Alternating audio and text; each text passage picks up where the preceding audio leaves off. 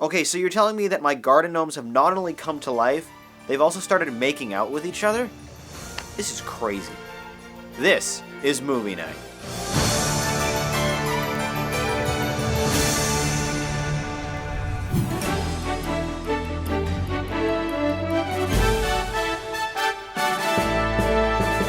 Hello and welcome to Movie Night. I'm your host, once again battling a cold, but having finally got that haircut I was talking about. I'm Jonathan Paula. Tonight we'll be reviewing just one film, but it's a brand new release that came out nationwide yesterday, February 11th. It's the animated film Gnomeo and Juliet. As you'd expect, the title of this movie conveys almost the entire plot in 3 words. This 84-minute family film, that's also presented in a disappointing 3D, opens with a brief introduction explaining that Gnomeo and Juliet is yet another contemporary adaptation of the Shakespearean classic, this time with a garden gnome twist. Similar to the devices employed in other animated classics like Toy Story, these lovable gnomes and other garden ornaments only come to life when their human owners are away. But, as with the source material, the 2 neighboring groups of gnomes are at war with each other. The gnomes race on lawnmowers in a nearby alley for sport and spectacle, with the alpha male of the Reds, Tybalt, voiced hilariously by action star Jason Statham, going up against our protagonist, Gnomeo, a member of the Blues, voiced by James McAvoy. Of course, you know the rest of the story. Gnomeo meets Juliet, voiced by Emily Blunt, a beautiful member of the Reds, on neutral territory wearing neutral colors, and they quickly fall in love, just moments before they realize each other's true allegiances. It's a delightfully cute and reasonably faithful retelling of the 16th century play, all reenacted by your typical cast of animated characters and goofy stereotypes. There's plenty of sight gags, witty references to other Shakespearean works, and lots of exciting action scenes that take on an entirely new perspective when viewed from a gnome's point of view. When Gnomeo's trusted ally Benny has to call in some reinforcements against the Reds, he heads inside his owner's house to buy a super beefed up lawnmower online, and his attempts to navigate the computer's touchpad by dancing on it is a great use of the environment, leading to some good laughs. At the center of this simplified story is your basic star-crossed lovers romance, that unfortunately doesn't get much time to really develop. But in a short, basic kids movie, it's certainly acceptable. The supporting cast is littered with familiar voices like Michael Caine, Maggie Smith, Ozzy Osbourne, Hulk Hogan, and Patrick Stewart, all of whom bring a little bit of personality to their short and unfortunately one-dimensional roles. My strongest complaint about this film unfortunately requires spoiling the ending, which I realize is an ironic thing to announce when we're discussing perhaps the most popular story ever written. But therein lies the issue I have. Gnomeo and Juliet diverges from the classic tragedy, having both of the title characters survive to a happy ending.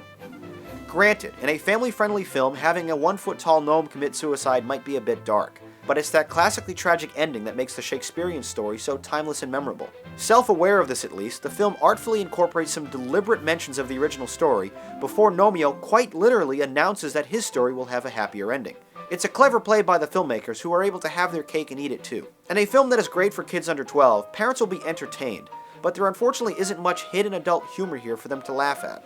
Elton John, who also serves as the movie's executive producer, lends his music to the film, creating a snappy atmosphere that really sets the mood for the rest of the movie.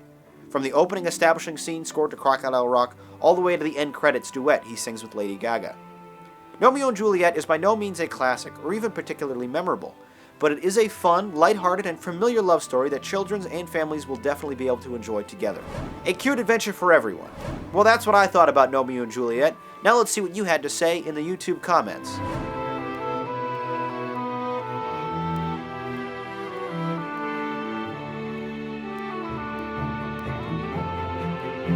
Okay, now let's bring in the Rate-O-Matic to see how we both scored Gnomeo and Juliet. A double 6. While this film is nothing amazing or even really memorable, it is still a fun movie, especially to see with the family or perhaps a date this Valentine's. I thought it was good.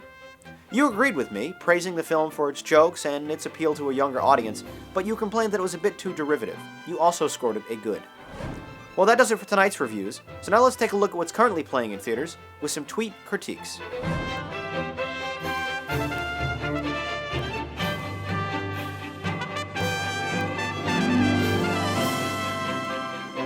Remember, if you're going to the movies this weekend, make sure to submit your Twitter review using the JPMN hashtag to get featured on an upcoming episode of Movie Night. Next week, we'll be taking a look at 2 documentaries that have a lot to do with the internet. A favorite from the 2010 Sundance Film Festival, Catfish, which was just released on DVD last month. It explores a very unique and interesting online relationship built entirely through social networks.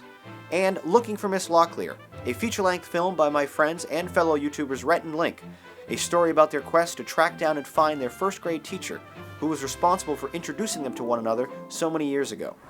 As always, I encourage you to buy, rent, or download these films for next week's episode, and let me know what you think about them by voting in the polls below or by leaving me a comment review. Once again, my name is Jonathan Paula. Thank you for watching Movie Night. I hope to see you right back here next Friday.